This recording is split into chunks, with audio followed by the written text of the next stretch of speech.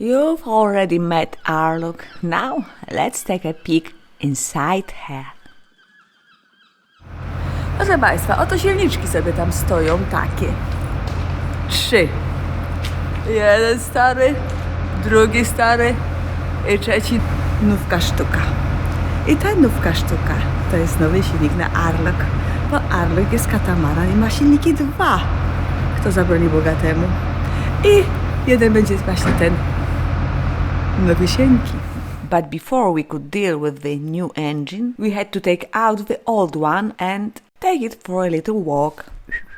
Noga.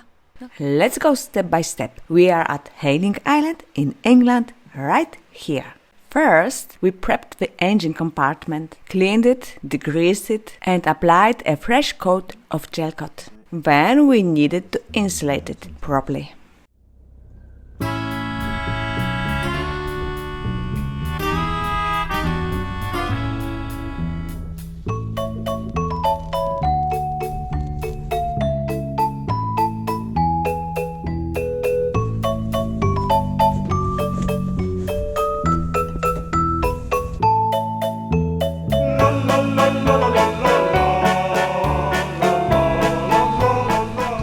Piece by piece, like solving a puzzle.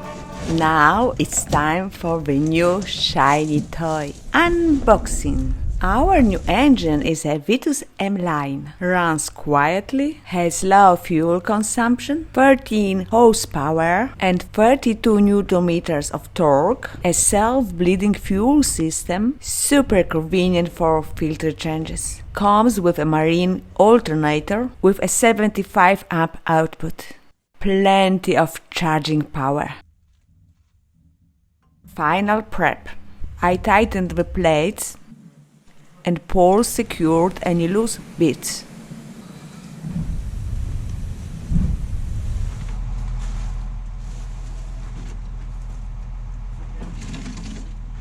Here we go.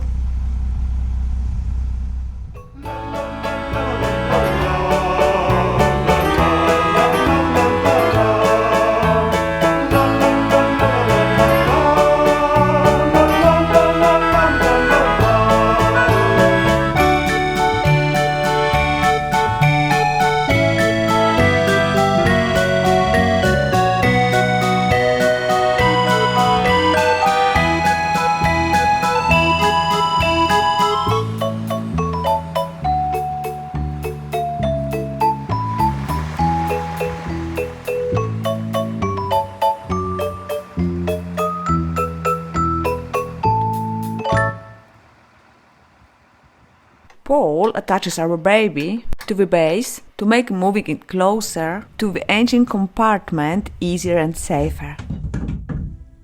Yeah.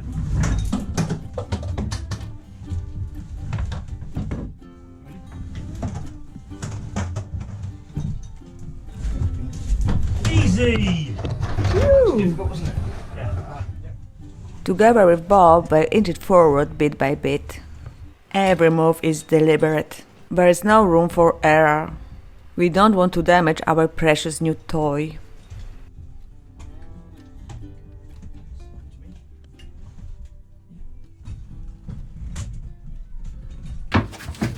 Not quite tight enough on the strap.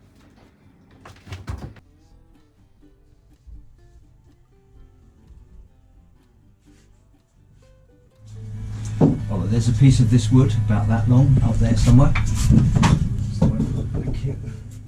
Now, this is the moment I feared most. The guys always have this attitude. What? I can't do it? Hold my beer. But hey, this thing weighs 100 kilos. Showing off can easily end in an injury. There we go.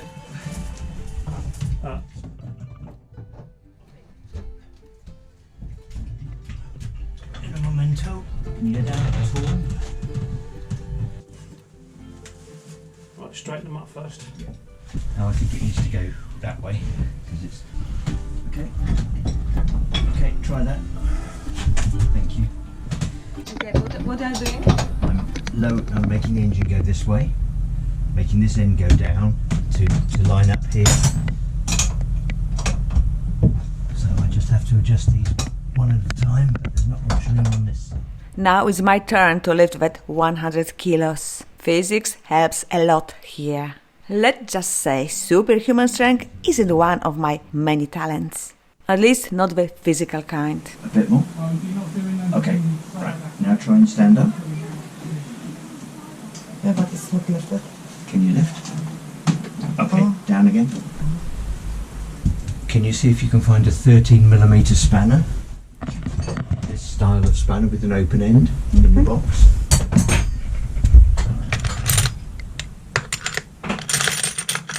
There may be two. We bolted the engine down. Let's say it's leveled. This one, yeah? Yeah, please. At least as much as we can manage on dry land. We will likely need to adjust it again once the boat is in the water. No, it moved too far, and because Did it? Okay. So, Ola, slide this sling to you about... Stop. That's good. at first I will think about this yellow Yeah. flags here, gear. Going up? Have a look. No, No, let me have a look. To connect the gearbox output to the drive shaft, the engine needs to be positioned very precisely. Millimeters matter here. A little to the right, a little to the left. How's that? Let me have a look. Okay, can you slide the sling, the black, to you about this far? Okay. Should bring it back.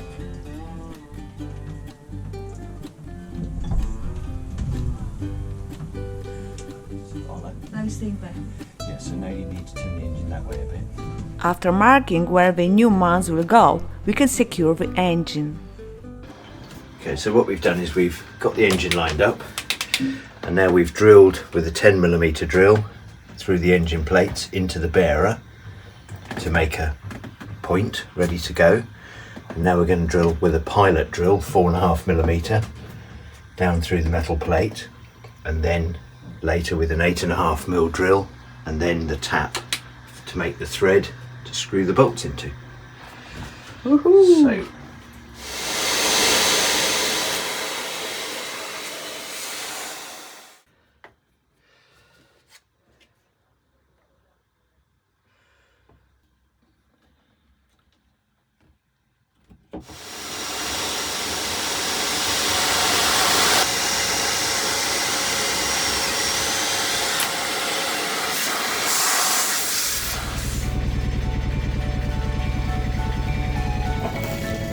And done.